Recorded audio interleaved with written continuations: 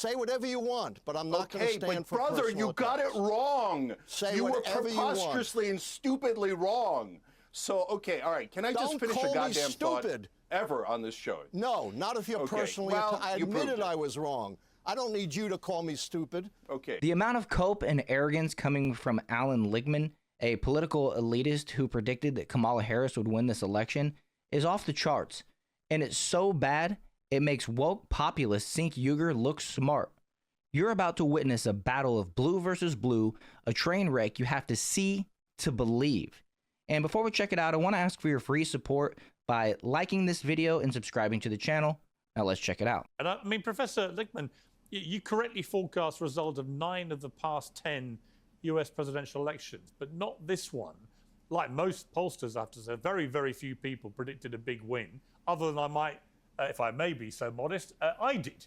I went on Fox News 10 days before with Brian Kilby and said, I think he's going to win big. But actually, most people thought it would be incredibly tight and it could go either way and so on. But it wasn't that at all. Why do you think Trump is so difficult to poll, which is clearly the conclusion I would draw from this? Well, you know, I am forthrightly willing to admit I missed this election. I still think I actually had 10 out of 10 before. I think I was right about 2000, but we're not here to litigate that. I still think it's a pretty good record. Now, I think two things are operating here. Number one, I was incredibly critical at the time of the spineless, cowardly Democrats openly and viciously trashing their elected president and their elected nominee right out there in the open. I have never seen that before, and I've studied American politics since the founding, and that tainted any nominee. And they're now taking no responsibility for that. They're blaming everybody else. Until they look in the mirror, the Democratic Party is going to be in trouble. Secondly, why did my keys miss? Because my keys are based upon the proposition that a pragmatic, rational electorate decides whether or not the White House party is governed well enough to get 4 more years. That was exploded this time by a new wave of disinformation that we've never seen before. In addition to the usual sources of disinformation, we had a huge change this time, a 300 billionaire, a guy who's richer than most countries of the world, who controls X, spreading vast disinformation. According to reports, billions upon billions of viewers saw his disinformation. People have a completely distorted view of the economy. What was the disinformation? Inflation is going up. Let me pin you down on that, though. You say Elon Musk was spreading disinformation. Like what? Yes, he is spreading vast disinformation that's sunk in. Even people who think their own financial situation is pretty good think inflation is going up when it's been cut by 75%, that unemployment is a near high when it's near a low. On that point, see, it's interesting. You would say that's disinformation, but the point is that inflation is still not zero. Therefore, prices are still going up. Therefore, people... The only way you get inflation to zero is with a recession. Yeah, but here's my point. Obviously. Here's my point. Yeah, but here's my point. Democrats kept telling the American people rather arrogantly, I thought, you know, the economy's in really good shape. Meanwhile, inflation still exists. In other words, prices have continued to go up and up and up, albeit not at the same rate they were going up. But if it wasn't zero, and it wasn't, it was like 2.5% or whatever by the end, that is still inflation. So it's not disinformation to say Americans are still suffering inflation. The only way you get it to zero is a recession, is deflation. That's ridiculous. Inflation has been cut by 80%, but it's not just inflation that people are wrong about. But do you accept inflation means prices are still going up? Do you accept prices were still going up? Of course. Right, so that's the point. They always do, unless you have a recession. That's not disinformation, that's ridiculous. Then, is it? By Elon Musk, and it's disinformation about every other aspect of the economy as well. Disinformation about undocumented immigrants, like they're the bloodthirsty killers. They are the most law-abiding segment of our society. According to numerous studies, including by the Libertarian Cato Institute, they commit crimes, including violent crimes, less than half of that of Native Americans. And they don't drain our economy. They are the mainstay of the agricultural, construction, personal service, hospitality industries. Studies show you will drive the economy into a recession if you go through large-scale deportation of immigrants, and you will sweep it huge numbers of U.S. citizens because all the databases used to identify undocumented immigrants are fundamentally flawed. You can't have a pragmatic electorate under these conditions, and the mainstream media is utterly feeble. It spends 20 times more time on meaningless polls within the margin of error than it does telling truth to power and indicating the consequences of this election. But it is it's okay. been taken over by billionaires. Okay, I'm going to come. Jumping in real quick, I got to address a couple things that he mentioned there. First of all, I thought it was the left that has been claiming all this time that illegal immigrants aren't actually allowed to work, right? But now he's saying they're the backbone of construction and all these other industries. It's like, hold up. Are they allowed to work or are they not? And do you not understand economics? You say that these are the only people that are going to work these jobs. Well, that's because they're accepting a lower rate than what Americans need, what Americans demand. They're holding out and not going to these jobs because it's not worth their time. It doesn't pay their bills, and the return is not worth the effort. So then when you import illegals, you put them on work visas because they're going through this bullcrap asylum program. You're cutting off Americans at the knees who are holding out for these jobs, waiting for these jobs to offer the amount of living wage that they need that keeps up with the amount of inflation. See, inflation is going up at a higher rate than the wages are basically on an annual rate. So, yeah, you can sit here and claim and toe the Democratic mainstream media line, which that's exactly what Alan Lichtman is doing right here.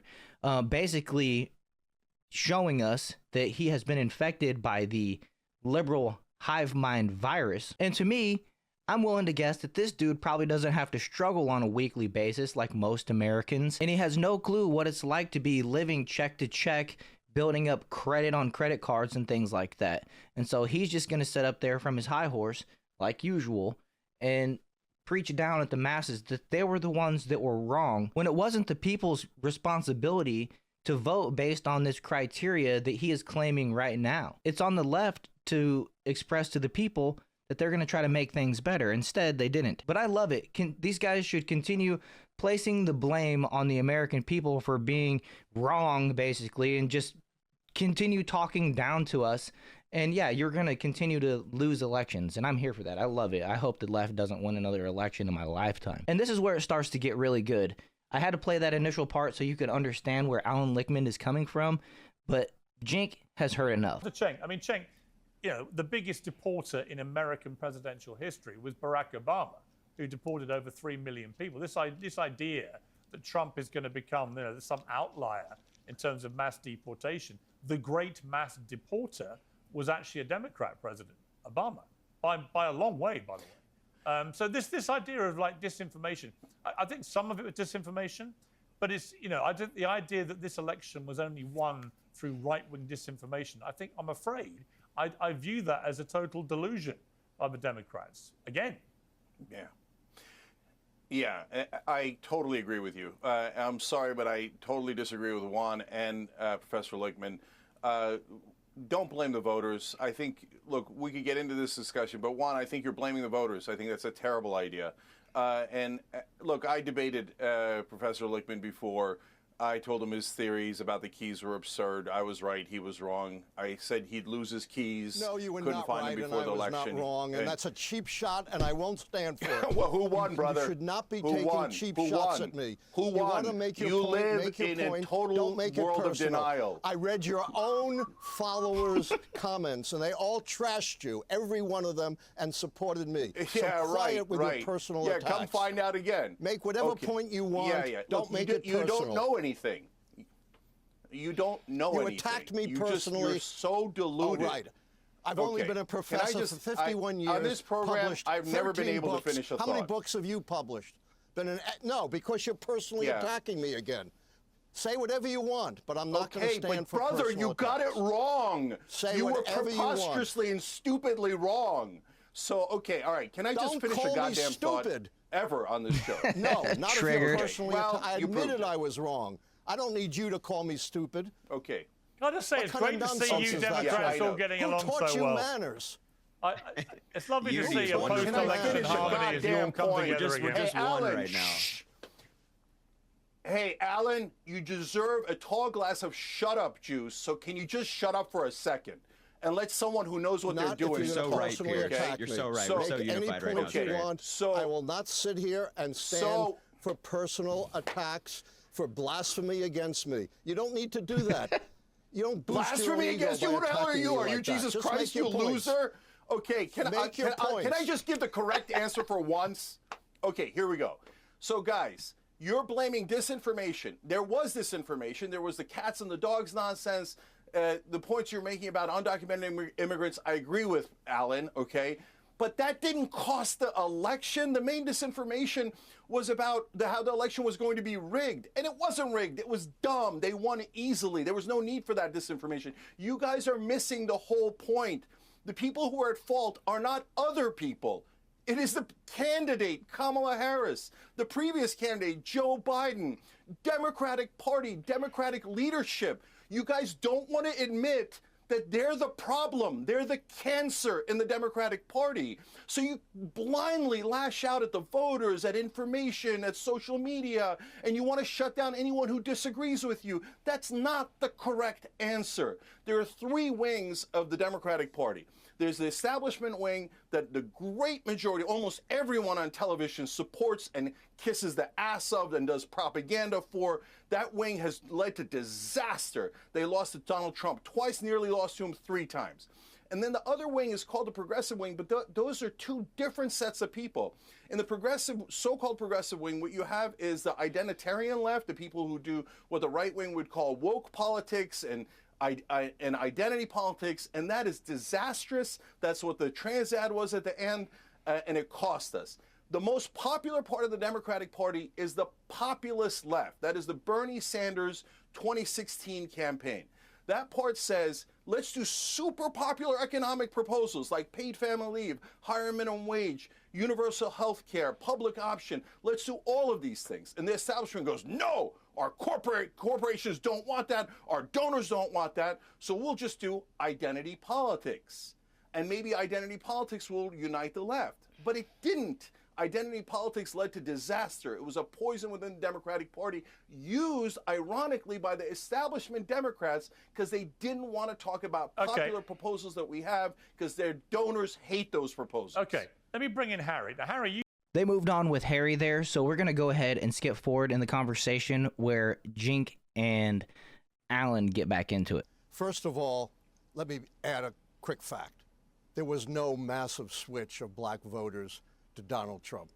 Donald Trump got 13% of the black vote, 11% the last time. That's 2% of a very small segment of voters. So that's one of the big myths of this election. Second big myth is that hindsight is 20/20.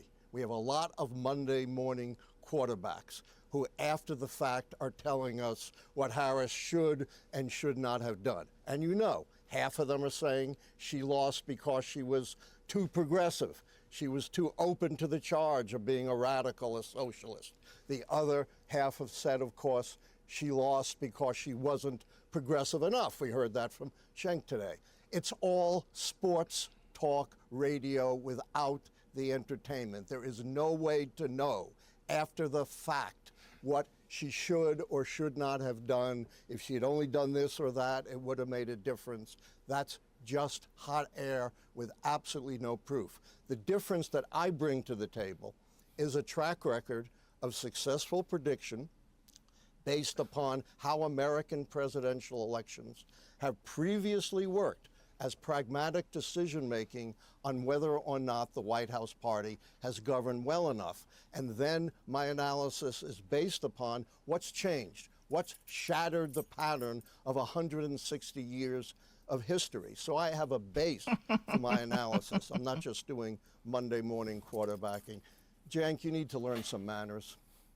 your act is getting really thin. I mean, brother, I said what was going to go wrong. It did go wrong. I was right. You were wrong in this election spectacularly so with your so-called keys. And now you come and tell us not the Monday morning unlike you, I'm willing to admit when I'm wrong. Are you ever going to learn the lessons? Can I just ask, hang on. Can I just ask, for those who have no idea what the key thing is all about, why are you flashing keys? Okay, because this brother said that he had these keys and they were going to determine the outcome of the election, and all the keys were rigged in favor of incumbents. And I tried to explain to him, no, there are things outside of the keys. We literally had a debate, and I asked him, what if Joe Biden, this was back when he was defending Joe Biden, which now seems unconscionable, that what if Biden came and punched a baby every single day? Would your keys still hold? And he said yes. Okay, well, then you're an unreasonable person. I was right. But what I'm most worried about Biden. is not the past, Let me it's the explain future. why. I was right. I mean, listen to him. About Biden. You have no idea how absurd you sound. Okay, but guys, the most important thing is not between me and Professor Lichtman. God bless you, brother. I know you did a lifetime's worth of work, and I feel a little bit bad about it. The reason I'm saying it is not to rub it in now. It's because I'm worried that in the next primary, you're going to tell people to vote for the establishment Democrat. That all of you on this panel are going to go, oh, no, vote for the corporate robot, vote for the corporate robot. And that's going to destroy this party. That's why I'm fighting back so aggressively. Give me a name. No, vote for the populist left. Give me a name. Well, in the old days, it easily would have been Bernie Sanders. Who is it now? Too old. So, look, I would start considering Sean Fain, head of the UAW, Sean O'Brien, head of the Teamsters, Jon Stewart. Go outside of politics. Almost everyone in politics is already corrupted. Find someone who is not corrupted and who's for the average man. Harry, you're shaking your head. And that's where Cenk loses me. Jon Stewart? Are you serious? Yes, please run Jon Stewart. Remember the guy that basically was hated by the left during the pandemic because he called to strike a strike in that, how about investigating the Wuhan virus down the street from where it came from, the lab where it came from in the city that it's named after? Yeah, I mean, I don't think that Jon Stewart would be a good candidate, but I could be wrong. I'm not a political analyst like Alan Lichtman. I'm not a professional pollster. I'm just a dude sharing my thoughts to the camera, basically. But, the funny thing about Cenk there is those two people that he just named were none of the people that he named when he was asked a few months ago who should replace Joe Biden on the ticket, because he was calling for Joe Biden to step down in the race, which ultimately happened. But he was saying people like Big Gretch, to quote his words exactly, Gretchen Whitmer, Josh Shapiro, and he might have even been mentioning Gavin Newsom. Maybe not. It might have been somebody else that was on the panel. But regardless, the people that he's naming now are not the same people that he thought just a couple months ago, which shows how wishy-washy and indecisive the people on the left are and why they can't really be trusted. I mean, I can tell you right now, 2028, it'll be J.D. Vance, Eric Trump, Don Jr., maybe Laura Trump, Tulsi Gabbard, Vivek Ramaswamy, and possibly even Ron DeSantis of all the candidates that we'll have to choose from. And, I gave a strong list, a long list, but I'm pretty confident that 4 years from now, or 3.5 years from now, those are the people that I will still be saying are the strongest candidates to be the next Republican candidate. With that, if you guys agree, make sure you hit that like button, subscribe to the channel, share this video. I had a lot of fun watching this one because I typically disagree with Cenk, but it's always fun watching blue fight blue, and I'll see you guys in the next one.